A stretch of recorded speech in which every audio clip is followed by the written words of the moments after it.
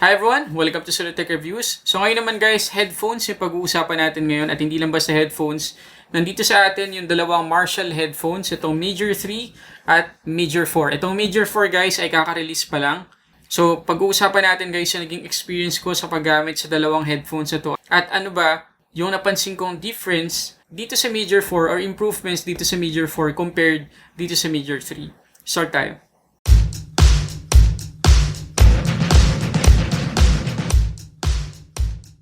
Okay, so katulad pa rin ng dati guys, price muna tayo. Itong Marshall Major 3 Bluetooth headphones ay mabibili natin ngayon for 7,890 pesos sa official flagship store ng Marshall.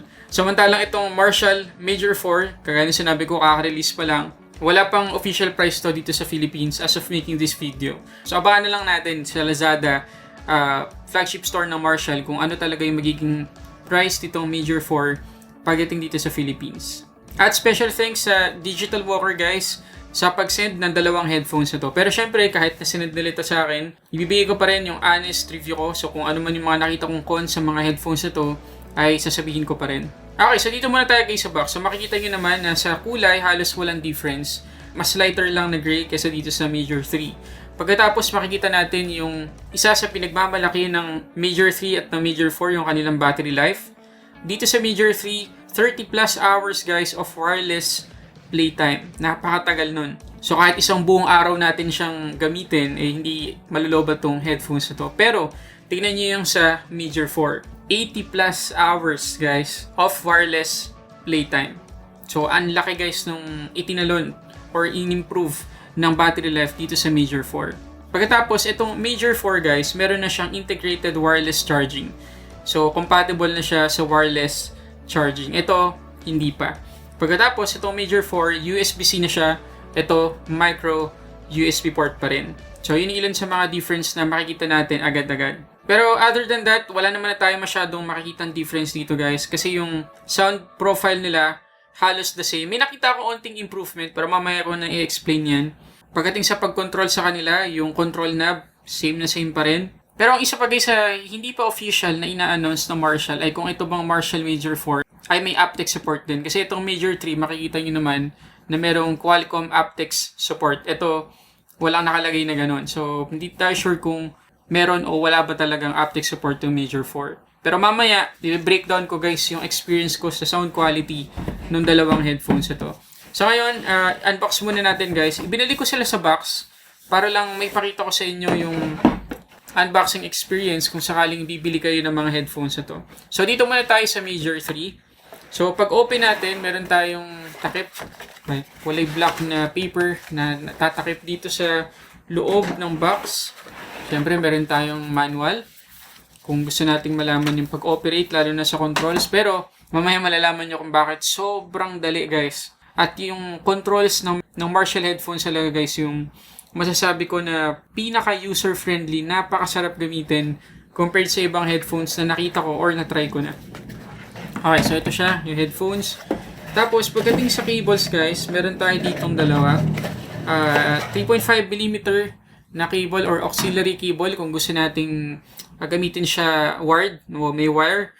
Kung ayaw na natin gamitin yung Bluetooth or nalobat na siya, pwede natin isaksak yung auxiliary cable para magamit pa rin. Tapos, syempre, meron tayong USB or micro USB cable. So, basically, yun lang naman. Actually, kahit dun sa Major 4, guys, same lang naman. Pero, syempre, i-open pa rin natin to. Tabi ko muna tong Major 3. Ayan. So, pagbukas, yung Major 4 agad, yung makikita natin. Ayan. Pagkatapos sa cables, ganun din naman. Meron tayong manual dito, pero mas maliit compared dun sa Major 3. Mas maliit yung manual nito Major 4. Pagkatapos sa cable, ayan, same lang din. Auxiliary cable, pero this time itong Major 4 ay naka USB-C cable na.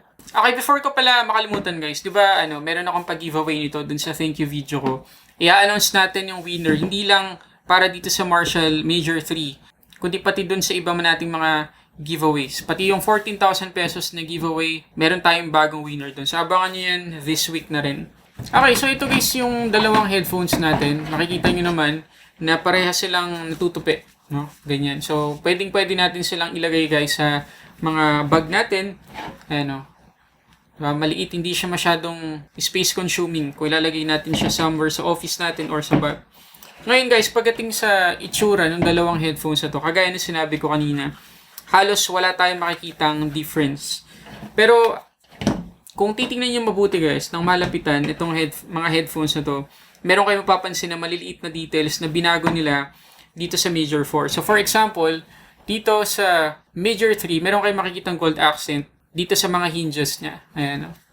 Merong gold accent. So hindi lang yung control knob yung gold, pati yung nandito sa hinge, golden. Samantalang dito sa Major 4, wala. Pure black na, matte black na yung nut dito sa hinge. Ang gold na lang ay itong control knob. Okay, pagkatapos, mas leathery guys yung nandito sa Major 4. Ayan, tingnan niyo yung texture. Ayan. Leathery talaga siya. Samantalang dito sa Major 4, leather pa rin guys, pero mas malambot at saka mas smooth compared dun sa Major 3. Tapos, dito sa Major 3 guys, yung pinaka-cushion niya, yung harap ng cushion niya, ayan, di ba merong Marshall branding. Tapos, yung pinaka-texture dito ay rough. Parang mas leather tingnan. Ayan, leather yung niya, style niya, tsaka yung texture. Samantalang dito sa Major 4, ayan, mapansin niyo, smooth na siya, wala nang texture, napakakinis na. Ayan, wala nang kahit anong style na nandyan. Ang reason siguro kung bakit ginawa ng Marshall dito sa Major 4 ay dahil dun sa wireless charging. Pero kung ako lang guys, kung opinion ko lang naman to, mas premium pa rin tingnan itong Major 3 compared dito sa Major 4. Dahil dun sa, unang-una dahil dun sa gold accent, sana hindi nila tinanggal. Pagkatapos, ito, yung harap ng cushion niya, mas maganda tingnan kaysa sa Major 4. Pero other than that, mas simple at classic pa rin naman tingnan yung Major 4. Pero guys, may isa pang reason siguro ang Marshall kung bakit binago nila, pati yung itsura ng cushion. Ulitin natin tingnan nyo ulit. Yung cushion niya ay rough. Ayan, medyo matigas na leather yung ginamit.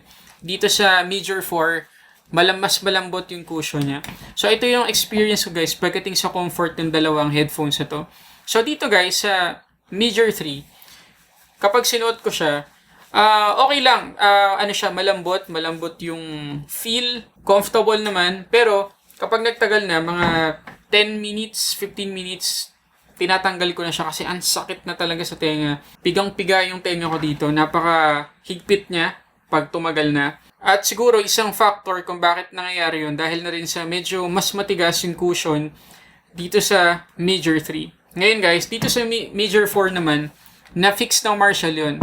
Kaya sobrang tontuwa ako nung nasubukan ko na siya. Kasi kung dito, 10 minutes pa lang, 10 to 15 minutes tatanggalin ko na.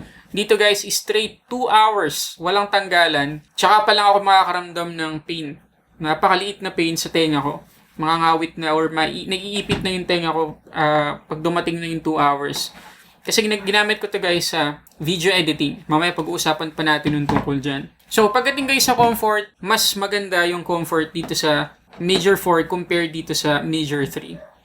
Pero overall, malambot yung cushion ulitin ko malambot yung cushion nitong Major 3. Pero yun nga, pag patagalan ang pag-uusapan, tingin ko kahit kayo siguro, mas tatagal kayo dito sa Major 4 kasi mas malambot talaga siya. Ang isa pa guys na nakita kong improvement na ginawa ng Marshall dito sa Major 4 ay yung placement ng control knob. So makikita nyo naman, ayan. Lapit ko Ayan, yung control knob dito sa Major 4, nilagay nila sa right. Samantalang dito sa Major 3, nasa left. At para sa akin, mas natural na gumaganyan ka kaysa gumaganyan ka kasi mas palagi natin ginagamit yung right. Ewan ko lang dun sa mga left-handed. Kung left-handed ka siguro, Major 3 yung pipiliin mo dito sa dalawa. Pero karamihan sa atin, right-handed talaga. So, napakalaking bagay na nilagay ng Marshall yung control knob dito sa right. Pagkatapos, ewan ko lang kung makikita nyo dito sa camera, pero sa personal guys, yung control knob ng Major 4, mas malapad compared sa Major 3. So, mas mas madaling mahanap kapag kakapain mo na siya kapag magbabago ka ng volume or magbabago ka ng music na pinapakinggan mo. So, ulitin ko guys, pagdating sa design, yung itsura, Major 3 pa rin ako pagdating sa itsura. Pero, yung overall comfort, At saka yung placement ng control, Major 4. Walang duda. Ngayon, pag-usapan natin guys yung controls. So, yung control knob, sinabi ko kanina guys, na ito yung pinaka-user-friendly sa lahat ng nasubukan kong control sa mga headphones or kahit sa mga TWS. Kasi, napaka-simple ng ginawa nila guys. Hindi buttons yung nilagay nila dito sa mga headphones ng Marshall, kundi knob. So, ang gagawin lang natin guys, para mataasan yung volume or ma-adjust yung volume, ipupush lang natin yun pataas para mag-volume up. Ipupush natin pababa para sa volume down. Yung next tsaka previous track ay left or right. Napakasimple. Kung gusto natin i-play or i-pause yung music, pipindutin lang natin ng once yung control knob. Napakasimple. Hindi na kailangan ng masyadong madaming gestures or ng madaming buttons dito sa headphones. Ngayon, gusto ko lang ulitin guys na napakalaking bagay din ng wireless charging nilagay nila dito sa Major 4. Kasi ang kailangan lang natin gawin ay pwesto ng ganyan. Ayan. Pag ganyan yung Major 4. Tapos ilapag na natin siya sa ating wireless charger. Iwanan na natin doon after ng work natin or after natin makinig ng music. Tapos pag biniligan na natin, fully charged na siya ulit. Hindi na natin kailangan isaksak pa sa kable. At according sa Marshalls guys, 15 minutes of charge ay bibigyan na tayo ng 15 hours of playback time. Ang tindi ng battery nito guys, grabe. Okay, so yun guys yung sa design and comfort. Pagdating guys sa music or sa audio quality nitong dalawang headphones na to, halos wala akong makitang pagkakaiba sa kanila. Alam naman na natin guys na kapag Marshall yan, merong signature sound, napakaganda ng tunog, walang kaduda-duda doon. Siguro guys, para mas ma-imagine nyo kung gaano kaganda yung tunog ng Marshall headphones or headphones in general na, no? Headphones in general compared sa mga TWS, mas ramdam mo yung mga instruments, lahat ng details, kahit yung kaliit-liitang details ng music kapag naka-headphones ka. Ngayon dito sa Marshalls guys, meron itong 40mm drivers, dynamic drivers, parehas sa 40mm dynamic drivers. At guys, napakalinis ng tunog. Pero tatapatin ko kayo guys, pagdating sa bass, mas maganda pa rin yung experience sa TWS. Kasi sa TWS, sinasalpak mo talaga sa tenga mo eh. Kaya sipang-sipa yung bass, mararamdaman mo talaga. Whereas, dito sa mga Marshall headphones, nakaganyan lang sa tenga mo. So, ang experience mo naman dito, para kang may malaking soundstage na nasa harap. Ang lawak na mapapakinggan mo. So, imagine, yung mga TWS or mga usual TWS na ginagamit natin ay 12 to 16mm dynamic driver. Samantalang ito, imagine 40mm dynamic driver. Hindi ako nagpapaka-hype guys kasi hindi lang naman ito yung headphones na maganda sa ngayon. Pero kung pag-uusapan guys yung tunog ng Marshall, hindi na tayo magtatalo dyan. Napakaganda ng tunog ng Marshall headphones. Ngayon, meron ako nakitang or naramdamang kaunting improvement compared sa sound ng Marshall Major 3. Yung sa Major 4 guys, meron ako nakitang slight improvement pagdating sa maximum volume. Mas malakas siya ng kaunti compared sa Major 3. Yung bass, nag-improve din ng kaunti. Pero hindi ganun kalayo, hindi night and day yung difference nila pagdating sa sound quality. Parehas pa rin maganda. So kung alin man dito guys yung piliin ninyo, I'm sure mag-enjoy kayo sa quality ng sound. Okay, bago ko ibigay guys yung verdict, want ko na makalimutan, super low latency pa sila parehas. Hindi ako guys gumagamit ng Bluetooth headphones or TWS kapag nag-video editing kasi napakalala ng latency. Pero dito guys, sa Major 4 muna tayo, sobrang baba ng latency, as in daily driver ko na siya. Kapag nag-edit ako, ito na talaga yung ginagamit ko. Pero dito sa Major 3, okay naman siya gamitin sa video editing. Ang problema lang kasi kung bakit hindi ko tinuloy, una-una yung comfort, ang sakit sa tenga talaga pag matagal na.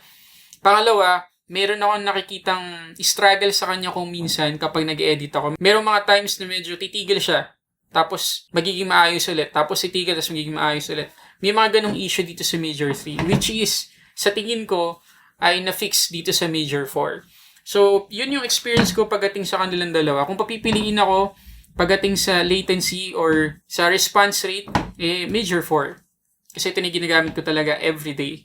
So, alin yung marirecommend ko sa dalawang to? Actually guys, kahit alin dito, kagaya na sinabi ko kanina, kung ang habol mo ay sound quality, kahit alin sa dalawang headphones na to yung gamitin mo or piliin mo or bilin mo, wala kang magiging problem sa kanilang dalawa. Napakaganda ng tunog. Pero kung magiging picky ka pagdating sa battery life at saka dun sa way ng pag-charge sa dalawang headphones na to, walang kaduda-duda, ang kailangan mong bilhin ay yung Major 4. At kahit ako, kung pipili ako sa dalawang to, Major 4 ako agad kasi mas madaming advantage to kaysa sa Major 3. So again guys, abangan natin yung official price ng Major 4 dito sa Philippines. So i-click nyo yung link ng Marshall Philippines dyan sa description box sa baba para sa kanilang official flagship store sa Lazada. So yun muna guys, maraming salamat sa panonood. Sana nakatulong to. Kung nakatulong, please hit the like button below. Mag-subscribe ka na din at i-click yung notification bell para ma-notify ka sa mga susunod nating reviews. Yun muna, para sa samot-saring unboxing reviews, this is Sulit Tech Reviews.